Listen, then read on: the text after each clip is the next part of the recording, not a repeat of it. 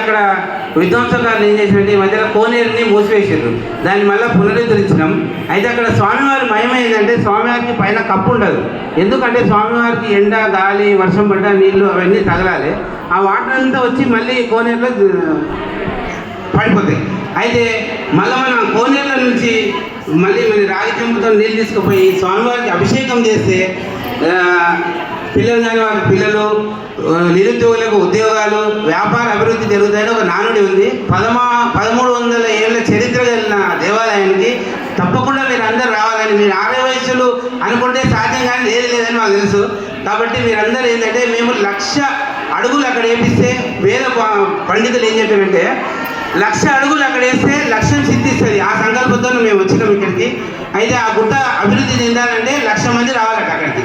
కాబట్టి ఈ శ్రావణ మాసం 1,00,000 మందిని అక్కడ తీసుకుపోవాలని మంచి సంకల్పంతో మేము వచ్చాం. కాబట్టి మీరు తప్పకుండా అక్కడికి వచ్చి మీ కోరికలు స్వామివారిని కోరుకుంటే అవన్నీ నెరవేరుతాయి. కాబట్టి తప్పకుండా అందరూ ఈ శ్రావణ మాసం నెల రోజులు ఉంది కాబట్టి నెల రోజులు మీకు వీలైనప్పుడు ఎప్పుడైనా రావచ్చు.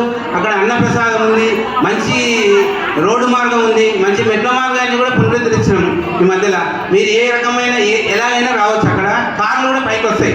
అంటే ఈ శని, ఆది, సోమవారాలు మాత్రం కొద్దిగా క్రౌడ్ ఎక్కువ ఉంటుంది కాబట్టి పోలీస్ వ్యవస్థ ఏం చేస్తున్నారంటే కార్లని కిందనే పెట్టిస్తున్నారు. మేము దేవస్థానానికి ఒక 3 వాహనాలు పెట్టాం.